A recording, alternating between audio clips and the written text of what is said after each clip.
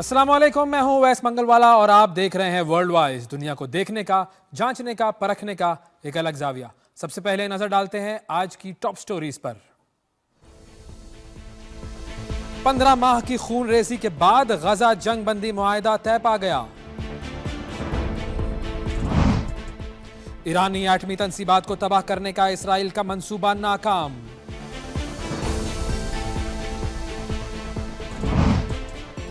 Spain में तारिकीन वतन की कश्ती डूब गई, 44 पाकिस्तानियों समेत 50 अफराद हलाक हो गए। जुनूबी अफ्रीका में सोने की कान में कानकुनों का खाना बंद, 87 अफराद भूख से हलाक। जी, ये थी टॉप स्टोरीज और अब टॉप स्टोरीज के बाद जरा खबरों की तफसील की तरफ जाते हैं और सबसे पहले बात करते हैं खित्ता फ़लस्तीन की, जहां पर जंग बंदी का मुआहिदा तय पा गया है और बड़ी बात हो रही है इस जंग बंदी के मुआहिदे के हवाले से।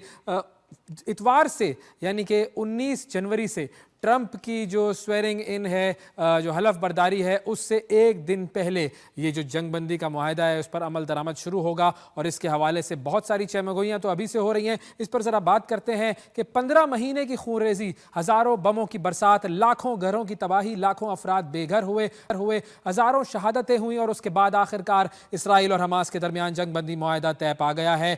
7 अक्टूबर 2023 से जारी जंग में क्या हुआ ये हम आपको बताते हैं। कुछ स्टैटिस्टिक्स हैं और इसमें आपको पता चलेगा कि यहाँ पर मामला हुआ क्या है। करंट जो पॉपुलेशन है वो है जी 21 लाख इस जगह की, गजा की, और उसमें से 90% ऐसे लोग हैं जो कि उस जगह पर इंटरनली डिस्प्लेस्ड हो चुके हैं। फिर 91% लोग गजा के ऐसे हैं जो कि इस पूरे अरसे में उन्हें शदीद ग़िज़ाई किल्लत का सामना करना पड़ा है। इसके अलावा बात करें 68% इस जगह का इलाका ऐसा है कि जो कि जहाँ पर ग़िज़ा उगाई जाती थी और वो जगह तबाह हो चुकी है। 68% जो रोड नेटवर्क है वो डैमेज हो चुका है। 88% से ज़्यादा जो है वो स्कूल बिल्डिंग्स तबाह हो चुकी हैं। 80% से ज़्यादा कमर्शियल इलाका तबाह हो चुका है। 92% जो घर हैं वहाँ के, जो घरों की जो सोसाइटीज़ हैं वो तबाह हो चुकी हैं और 50% जो हॉस्पिटल्स हैं वो अब वहाँ पर बहुत थोड़ा सा काम कर रहे हैं। अस्पतालों का भी नेटवर्क वहाँ पर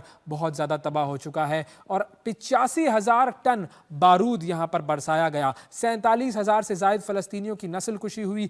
1,15,000 लोग यहाँ पर ज़ख्मी हुए। तबाहशुदा जो शहरों की इमारतों और घरों के मलबे से हज़ारों लापता फ़लस्तीनियों की लापता जो लाशें हैं वो अभी तक मिलने का ख़दशा है, जबकि मलबा हटाने में तकरीबन 10 साल से ज़ायद लगने का इम्कान है। 15 महीने और 1 हफ्ते ये जारी रही जंग। उसमें नकल मकानी पर मजबूर किए गए 20 लाख फ़लस्तीनी अपने उजड़े हुए घरों को लौटने के मुंतज़िर हैं और इस जंग में इस्माइल हानिया जो कि हमास के सरबराह हैं, उनको तेहरान में शहीद किया गया। दूसरे सरबराह याह्या सिनवार को गज़ा में शहीद किया गया। 1.25 साल दुनिया सिर्फ लफ्ज़ी सिफारतकारी से काम लेती रही और इस दौरान अमरीका ने इसराइल का खुला साथ दिया, जबकि इसराइल दावा करता है कि 7 अक्टूबर को 2023 में 7 अक्टूबर को हमास के हमले में 1100 इसराइली हलाक हुए, 240 को यरगमाल बनाया गया। ज़्यादातर यरगमाली पिछले बरस नवंबर में रिहा हुए या फिर इसराइली हमलों में ही मारे गए। 19 जनवरी यानी डोनाल्ड ट्रंप के ओवल ऑफिस में बिराजमान होने से महज एक रोज़ कबल इस मुआहिदे पर अमल दरामद शुरू हो जाएगा। इसका ऐलान कतर के वज़ीर आज़म शेख मोहम्मद बिन अब्दुर्रहमान अंसानी ने किया और ऐलान के मुताबिक इसराइली काबीना की मंजूरी के बाद मुआहिदे का इतलाक़ इतवार से होगा। जंगबंदी का जो मुआहिदा है वो 3 मरहले में पूरा होगा।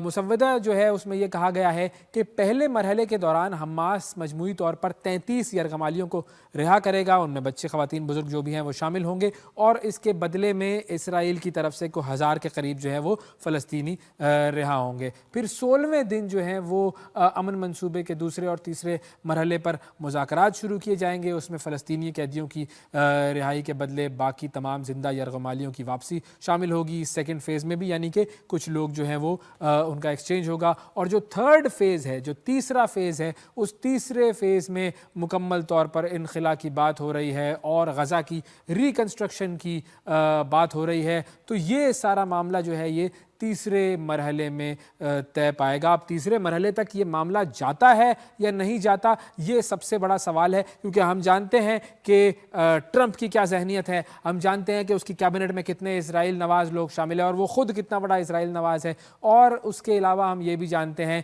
कि इसराइल जो है उसकी अपनी जो हरकतें हैं वो क्या रही हैं। तो ये सारा मामला है, इस पर हम तफसील से आगे भी और जानेंगे कि कितना इस बात का इम्कान है कि ये जो सीज़ फायर है ये वाकई एक मुकम्मल तौर पर सीज़ फायर साबित हो। और लगता तो नहीं है, लेकिन इसमें एक और चीज़ भी है कि ये जो सीज़ फायर है ये करवाया जी ट्रंप ने, और ट्रंप इस बात का क्रेडिट ले रहा है कि उसने ये सारा मामला किया। ज़ाहिर है उसकी ये गिमिक्री भी हो सकती है, लेकिन जो मुसलमान ममालिक हैं, कतर ने इसमें मुकम्मल तौर पर अपना एक किरदार अदा किया, लेकिन किसी मुस्लिम मुल्क में ये हिम्मत नहीं थी, ये जुर्रत नहीं थी कि वो जो है वो इसराइल को कोई धमकी दे सके और कुछ जो है वो उस पर प्रेशर डाल सके। अच्छा, बाइडन जो है वो इस मुआहदे को अपना क्रेडिट कह रहा है। समझ में नहीं आता कि बाइडन किस बात का क्रेडिट ले रहा है, अपनी नाकामी का क्रेडिट ले रहा है क्या? अमरीकी वजीर खारजा एंटनी ब्लिंकन को महकमा खारजा में अपनी आखिरी प्रेस कॉन्फ्रेंस के दौरान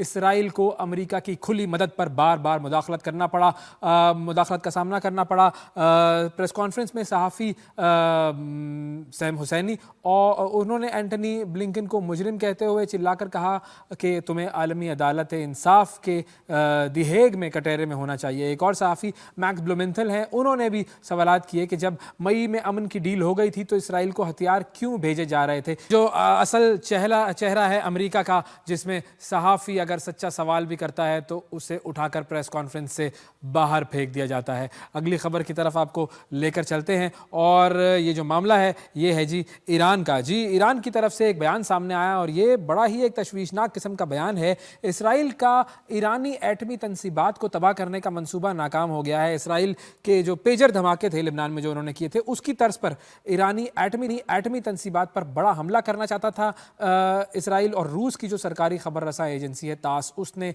ईरान के नायब सदर जवाद ज़रीफ का हवाला देते हुए बताया है कि यूरेनियम अफजूदगी के लिए इस्तेमाल होने वाला जो गैस सेंट्रीफ्यूज है उसके प्लेटफॉर्म में बम नस्ब था, जिसे नाकारा बना दिया गया है। और जवाद ज़रीफ ने इस कार्रवाई के पीछे इसराइल के मुलव्विस होने का इशारा दिया। और जवाद ज़रीफ ने ईरानी मीडिया को इंटरव्यू देते हुए लिबनान में होने वाले पेजर धमाकों के हवाले से कहा कि इसराइल को पेजर धमाकों की तैयारी के लिए बहुत वक्त लगा, लेकिन शायद पाबंदियों के बाइस ये धमाके मुमकिन हुए, क्योंकि पाबंदियों के बाइस आप किसी इदारे से बराह रास्त ख़रीदारी नहीं कर सकते, तो इसीलिए आपको थर्ड पार्टी से ख़रीदारी करनी पड़ती है। और यहाँ पर इसराइल जो है वो सप्लाई चेन में दाखिल हुआ, और जब ज़ाहिर है वो सप्लाई चेन में दाखिल हो जाए तो फिर वो जो चाहे उस पेजर के अंदर नस्ब कर सकता है। उन्होंने कहा कि यहाँ पर भी इसराइल ने यही मंसूबा बनाया था, लेकिन इसराइल इस मरतबा नाकाम हुआ है। अगली खबर की तरफ आपको लेकर चलते हैं, और अगली है वो पाकिस्तान के लोगों के लिए बड़ी तशवीशनाक है। इस खबर का ताल्लुक है जी स्पेन से, और कई तारकीन वतन ऐसे थे जो कि एक कश्ती हादसे में हलाक हो गए हैं। और ये खबरें हमारे पास बार बार आती हैं, लेकिन ये मामला जो है वो हमेशा चलता ही रहता है। दर्जनों तारकीन वतन कश्ती के ज़रिए स्पेन जाने की कोशिश में गहरे समंदर में हादसे का शिकार हो गए। मोरितानिया से रवाना होने वाला ये एक बदकिस्मत एक कश्ती थी ये, जिसमें पाकिस्तानी शहरियों समेत 86 मुसाफिर सवार थे। मराकश के साहिल के करीब ये कश्ती उलट गई। तारकीन वतन के हुकूक का जो ग्रुप है वॉकिंग बॉर्डर्स, उसके मुताबिक सिर्फ 36 तारकीन वतन को बचाया जा सका। और ये जो पाकिस्तानी थे ये 4 महीने कबल यूरोप जाने के लिए अपने घरों से रवाना हुए थे। हलाक होने वाले पाकिस्तानियों में से 12 का ताल्लुक जो है वो गुजरात से है। और जैसा कि हमने आपको बताया कि ऐसे कई वाक़यात पेश आ चुके हैं जिनमें कश्ती के डूबने के नतीजे में पाकिस्तानियों की अमवात हुई है, और बेहतर मुस्तकबिल की आस में ये लोग स्मगलरों को भारी रकम देकर पुरखतर रास्ते इख्तियार करते हैं। अच्छा, जो वर्षा है उन्होंने इंसानी स्मगलरों पर कत्ल करने का इल्ज़ाम आयद किया, और उन्होंने कहा कि 12 मरने वाले जो नौजवान थे वो गुजरात के रिहायशी थे। 4 महीने कबल वो यूरोप के लिए रवाना हुए। कश्ती 2 जनवरी को रवाना हुई। पैसे न मिलने पर कश्ती को समुंदर में खड़ा कर दिया गया, और इंसानी स्मगलरों ने मज़ीद पैसों का मुतालबा किया, और पैसे ना मिले तो फिर उसमें लोगों को कत्ल कर दिया गया। वकास हाशमी हमारे नुमाइंदे हैं स्पेन में, वो हमें इसकी तफसील से आगाह कर रहे हैं। जी वकास, बताइएगा। मोरितानिया से गैर कानूनी तौर पर स्पेन जाने वाली कश्ती डूब गई, 50 से ज़ायद हलाक थे। तारकीन वतन के ग्रुप वॉकिंग ग्रुप ने आज कहा है कि मगरबी अफ्रीका से स्पेन जाने वाली कश्ती में 50 से ज़ायद अफराद डूब गए हैं। अतलात के मुताबिक मोरितानिया से स्पेन के लिए जाने वाली कश्ती, जिसमें 86 लोग शामिल थे, सवार थे, मौसम के ख़राब होने की वजह से डूब गई है।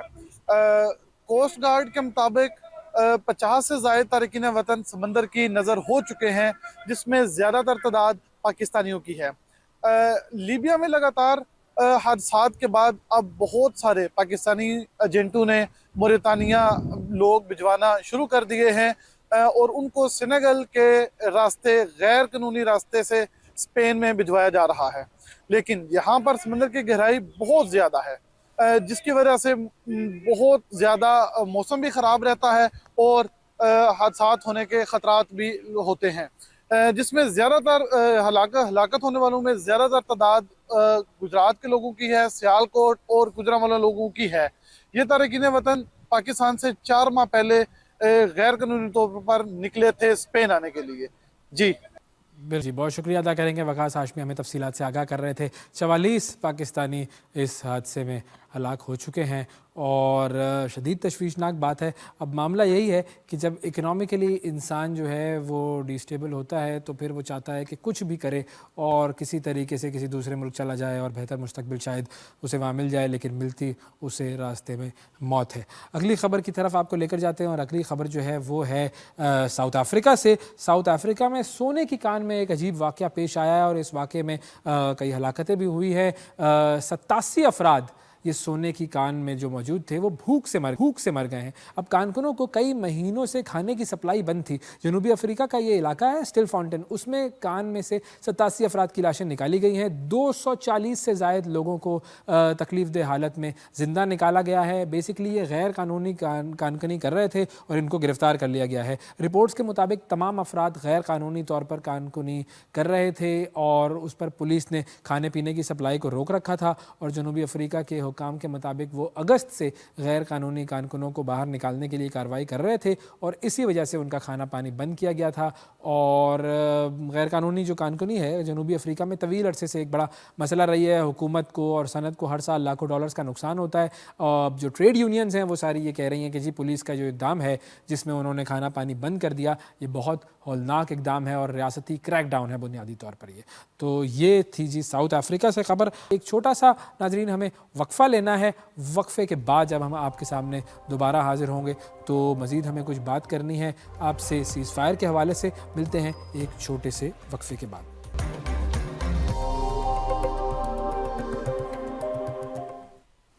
Welcome back. ब्रेक के बाद एक मरतबा फिर आपको वर्ल्ड वाइज में खुशामदीद कहते हैं और अब ज़रा तफसील में गुफ्तगू करेंगे गज़ा सीज़ फायर के हवाले से। सीज़ फायर का ऐलान तो हो चुका है लेकिन उसके बावजूद हमले भी जारी हैं और सबसे बड़ा सवाल ये उठता है कि क्या सीज़ फायर के बाद ये जो सारा मामला है क्या ये 6 अक्टूबर 2023 वाले दिन तक हम पहुँच जाएंगे या फिर ये जो तबाही है ये मज़ीद आगे जारी रहेगी। इस पूरे मामले पर हम बात करेंगे। हमारे साथ मौजूद हैं अली सरवर नकवी साहब जो कि साबिक सफ़ीर हैं, एनालिस्ट हैं और उनसे हम ज़रा इस मामले की तफसील पूछते हैं। अस्सलाम वालेकुम सर। वालेकुम सलाम। अली साहब बहुत शुक्रिया सर, आपने प्रोग्राम के लिए वक्त निकाला। सबसे पहले तो मैं आपका कमेंट इस चीज़ पर चाहूँगा कि सीज़ फायर का ऐलान तो हो गया है लेकिन उसके बावजूद इसराइल अभी तक फ़लस्तीन पर हमले कर रहा है, गज़ा पर हमले कर रहा है। 80 के करीब लोग शहीद किए जा चुके हैं सीज़ फायर के ऐलान के बाद और हमास ने भी इस हवाले से अपना बयान जारी किया है जिसमें उन्होंने कहा है कि ये चीज़ मुनासिब नहीं है। तो ये किस तरह का ये सीज़ फायर है जिसका ऐलान भी हुआ है और हमले भी जारी हैं? देखिए बात यह है कि इजराइल सारी बैनुल अक़वामी उसूलों, सारे कवानीन की खिलाफ वर्जी करता रहता है और ये सीज फायर का एग्रीमेंट जो है वो उसने मुश्किल से कबूल किया है। हालांकि ये बहुत पहले हो जाना चाहिए था और सीज फायर इसलिए होना चाहिए था क्योंकि जिनीवा कन्वेंशन के तहत आम गैर अस्करी आबादी पे बमबारी बिल्कुल किसी हालत में मानी नहीं जाती है कि ये दुरुस्त है और बल्कि ये बहुत बड़ी खिलाफ वर्जी है। और जिस तरह की बमबारी की कैंपेन इन लोगों ने की है इजराइल और उसकी फौज ने, वो तो जेनोसाइड या पूरी नस्ल कुशी के मद में आता है। तो इजराइल अब भी वही हरकत करता जा रहा है और वो मेरा ख्याल है कि वो सीज फायर के बावजूद वो इस चीज को अगर नहीं रोकेगा तो हमास को का हक बनता है कि वो सीज फायर को डिसोन कर दे, उसको कबूल ना करे। और इसकी वजह से फलस्तीनी अवाम फिर से जुल्म और तशद्दुद के जद में आएगी। तो ये बड़ी गैर तशफ़ी बख्श हल अगर कहा जाए, करचे वो हल भी नहीं है, हल बिल्कुल, इस हल तो वक्त नहीं नजर है। आ रहे बिल्कुल, हैं। बिल्कुल।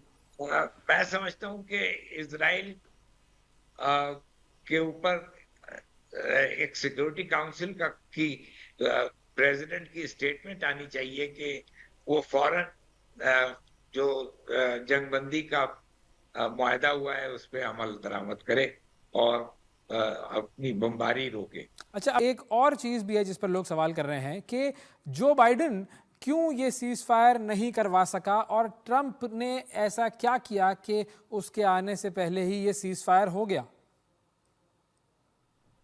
एक तो बाइडेन जो है वो उनको असला फराहम कर रहा था, यानी कि जी। आप उनके ऊपर दबाव अगर डालते हैं कि ये अपनी कैंपेन बमबारी की और जुल्म और तशद्दुद की न कायम रखे, ना जारी रखे, तो आपको उनको असला नहीं फराहम करना चाहिए।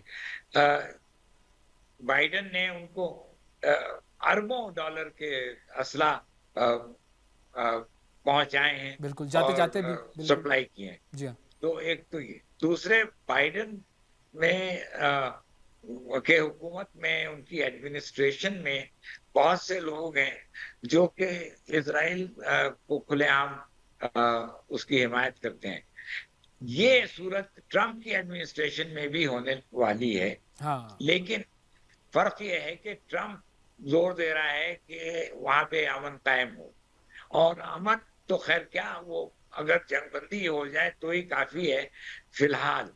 और ये जंगबंदी है भी कई फेजेस की। जी।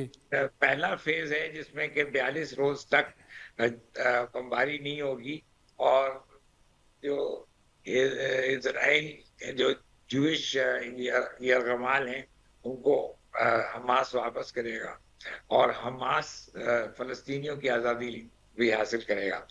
तो इस एग्रीमेंट पे अमल अमल दरामद होना बहुत जरूरी है, क्योंकि हालात बेहद और हद से बुरे होते चले जा रहे हैं। अच्छा, ट्रंप की बात आपने की, तो कितना इम्कान है इस बात का कि ये जो सीज फायर है ये ट्रंप का एक स्टंट हो, क्योंकि ट्रंप के बारे में हम जानते हैं कि वो कोई ऐसा कैरेक्टर नहीं है जिसके बारे में लोग कहें कि वाकई भाई ये जो हमेशा बोलता है सच बोलता है।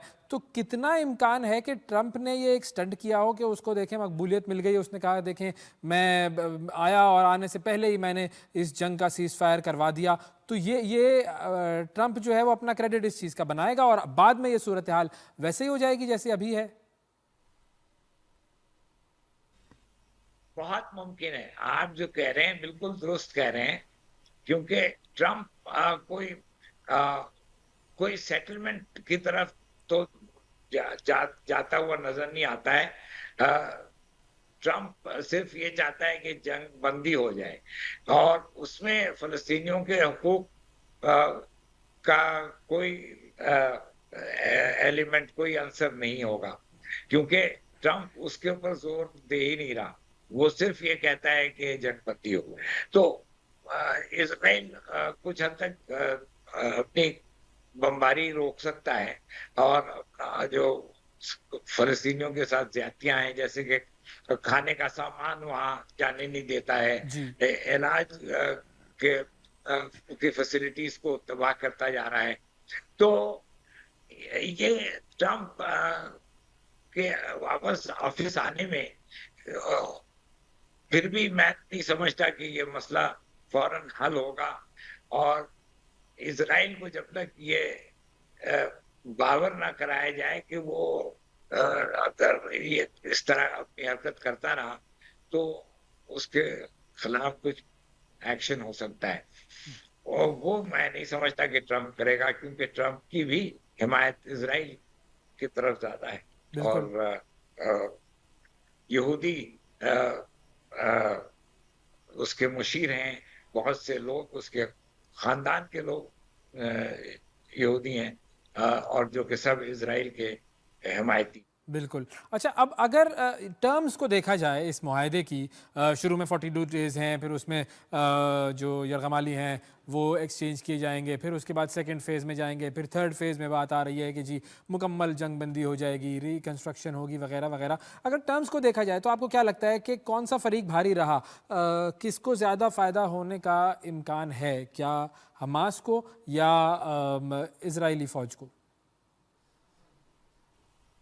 कि इजराइल जाहिर है इसमें ज्यादा उसकी तरफ ये एग्रीमेंट टिल्ट कर रहा है, और उसकी वजह ये है कि इजराइल जो है वो फलस्तीनियों के हुकूक की पामाली करना चाहता है। हालांकि बाइडेन ने जो बयान दिया है उसमें दो दो रियासतों का भी जिक्र किया है, एक फलस्तीनी रियासत, एक इजरायली रियासत। लेकिन उस पे कोई अभी अमल दरामद पहले फेज में या दूसरे फेज में नहीं होगा, ये उसके बाद की बात है। और अभी जैसे कहते हैं ना, many a bridge to cross. बिल्कुल। अभी बहुत से मरहले हल करने होंगे जब कि जाके उस मामले पे बातचीत हो। तो जी। मैं समझता हूँ कि ये ज्यादा इजराइल की तरफ टिल्ट कर रहा है ये मुआहदा, और उनका बेसिक पर्पस, उनका बेसिक मकसद, बुनियादी मकसद है कि इजरायली यरगमाली जो कि हमास के पास हैं वो छूट जाएं वो और छूट जाए, बिल्कुल। वापस अपने घर चले जाएं। और क्या आपको लगता है कि ये तीसरे फेज तक मामला पहुंचेगा, या और ख़ास तौर पर वो जो हमास का हमेशा का मुतालबा है कि मुकम्मल इनखला हो इजरायली फ़ौज का फ़लस्तीन से, तो ये आपको लगता है पॉसिबिलिटी है इस मुआहदे के तहत? मैं नहीं समझता कि ये मुआहदा उस तरफ कोई खास पेशरफ्त करेगा, क्योंकि इजराइल का कंट्रोल उसी तरह बरकरार है। जी। और इजराइल ना सिर्फ अ, गाजा में, बल्कि मगरबी किनारे पे भी उसी तरह डोमिनेट कर रहा है, अपनी फौजों को वहां लेकर बैठा हुआ है। तो फिलिस्तीनियों के लिए ये कोई इतनी खास रिलीफ मुझे नहीं नजर आ रही। लेकिन बावजूद इन बातों के अगर जंगबंदी हो जाए हम्म। और पूरी तरह इन्फोर्स हो, तो वो एक पेशरफ्त होगी। उसके लिए पीस कीपिंग फोर्सेस की भी जरूरत होनी चाहिए। जी। यानी अक़वाम मुत्तहिदा से अ, जो अमेरिका और ऐसे बाकी ताकतवर ममालिक जैसे रूस और चीन, वो सब सिक्योरिटी काउंसिल के जो मेंबर हैं, वो सब अगर दबाव डालें कि वहां पे पीस कीपिंग फोर्स हम्म। तैनात की जाए, तो शायद जाके उनको कुछ रिलीफ मिले। बहुत शुक्रिया अदा करेंगे जी। अली सरवर नकवी साहब हमारे साथ मौजूद थे, साबिक सफ़ीर, और बात हो रही थी जो फ़लस्तीन में जो सीज़ फायर इम्प्लीमेंट किया जाना है उसके हवाले से। एक छोटा सा वक्फ़ा लेंगे नाजरीन, वक्फ़े के बाद दोबारा हाजिर होते हैं। ये वर्ल्ड वाइज, हमारे साथ रहिएगा।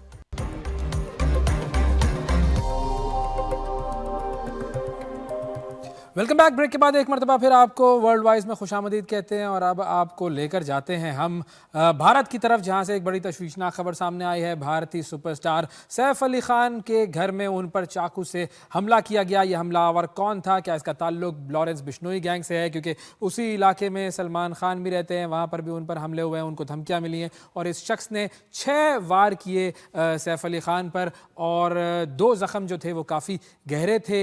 एक ज़ख्म उनकी स्पाइन के पास था, एक ज़ख्म उनकी गर्दन के पास था। ये सारा मामला क्या है, इस पर हम बात करेंगे, और हमारे साथ जो हैं वो भारत से सीनियर सहाफ़ी मौजूद हैं, हरलीन कौर, उनसे हम जानते हैं। Hello Harleen, welcome to the show. बहुत शुक्रिया आपने टाइम दिया हमें। थोड़ा सा अगर हमें आप बता सकें इस पूरे मामले के बारे में, कि आज जो डॉक्टर्स ने प्रेस कॉन्फ्रेंस की है उसके बारे में बता दें हमें कि सैफ अली खान की इस वक्त जो तबीयत है वो कैसी है। जी सबसे पहले मैं बताना चाहूंगी कि he is out of danger. उन्हें आईसीयू से स्पेशल रूम में शिफ्ट कर दिया गया है, लेकिन बहुत ही कम लोगों को मिलने की जो है उन्होंने इजाजत दी है। वो उसकी वजह ये है कि उनको जो स्पाइन के अंदर चाकू जो उनका फंस गया था, चाकू का टुकड़ा टूट के बाहर आ गया था और चाकू 2 mm तक अंदर गया था, जिस वजह से स्पाइन के कुछ फ्लूइड की लीकेज की प्रॉब्लम आई और फिर उनकी सर्जरी की गई, जिसके बाद डॉक्टर्स ने ये फैसला लिया है कि फिलहाल उनसे मिलने पर जरूर सिर्फ और सिर्फ घर वाले उनसे मिल सकते हैं। इसके अलावा ज्यादा लोग नहीं मिल पाएंगे क्योंकि जो है इन्फेक्शन का खतरा ज्यादा है। इस वजह से डॉक्टर्स ने ये बड़ा कदम लिया है और सैफ अभी काफी हद तक बेटर हैं और घर वाले जरूर उनसे मिलने के लिए उनके हॉस्पिटल के रूम में जा रहे हैं। अच्छा, 6 उनको थे, एक जो था वो स्पाइन के करीब था, एक गर्दन के करीब था, बाकी जख्म जो थे वो इसका मतलब है कोई ज्यादा सीरियस नहीं थे।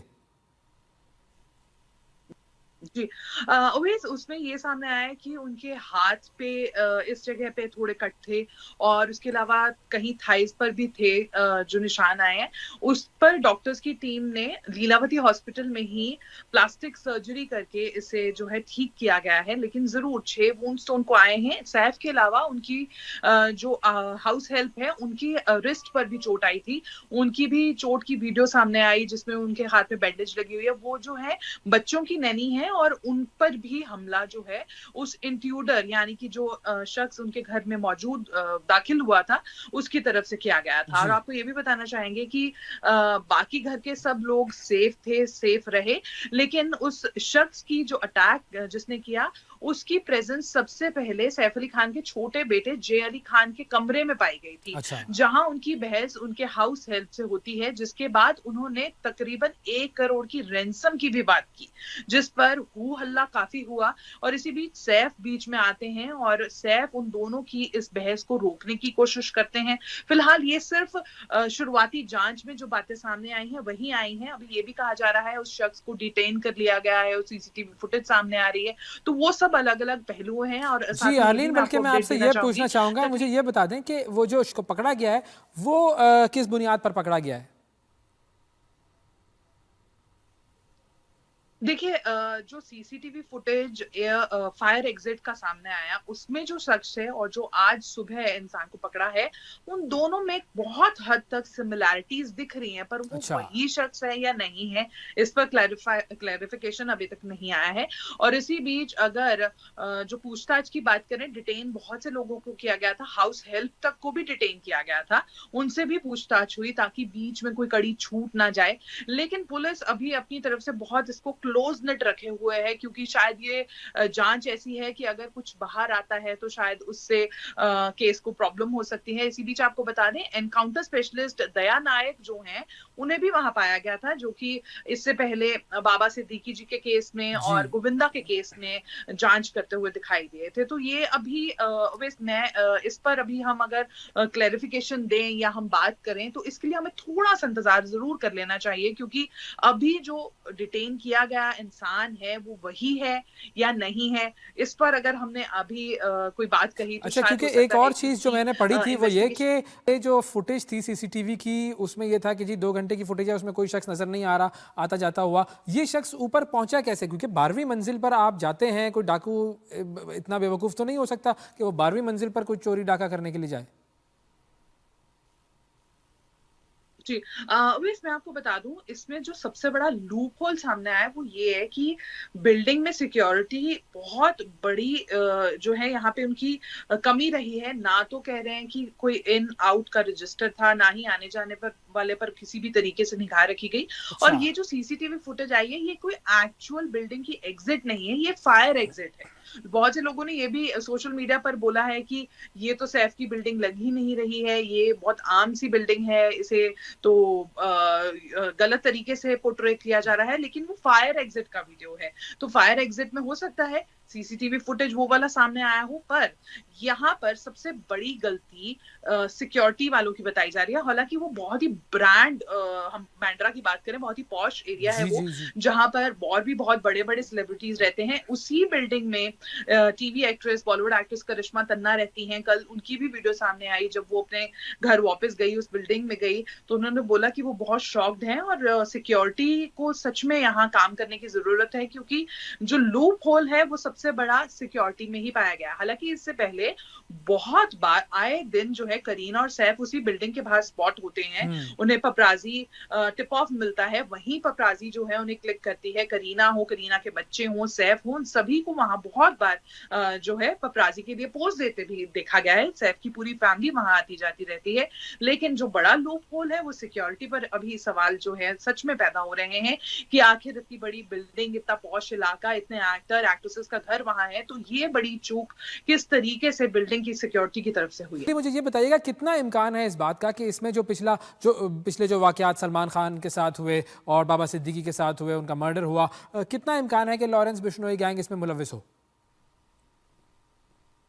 नहीं, अगर ऐसी कोई भी बात होती है, अब तक बिश्नोई गैंग की तरफ से इस पर जो है अपनी स्टैंप लग गई होती, क्योंकि पिछली बार भी जब हमें याद है कि सलमान के घर के बाहर बुलेट्स फायर हुए थे, या बाबा सिद्दीकी का मामला था, बहुत जल्दी मीडिया में ये बात सामने आ गई थी, या उनके ही सोशल मीडिया की तरफ से ये बात सामने आ गई थी कि ये बिश्नोई गैंग की तरफ से की गई चीज है। हालांकि सैफ पर हुए इस हमले को देखने के बाद और ये जो सीसीटीवी फुटेज स्पेशली सामने आया है, इसके बाद लोगों ने भी क्योंकि आजकल देखिए ट्रोलर्स सबसे पहले कूद पड़ते हैं अपना वो लेकर कि डिसीजन लेकर, वो बोलते हैं कि जी इतना ये एक्टर थे, वो फिल्मों में इतनी पिटाई करते हैं, इसको नहीं पीट सके या कुछ भी, क्योंकि अब उसमें उनका बच्चा इन्वॉल्व था। अब अगर बच्चे को कहीं हार्म होता है तो बहुत ही ध्यान से सैफ ने इस मामले को निपटाने की कोशिश की अपने एंड से, ताकि मेरा बच्चा सिक्योर रहे।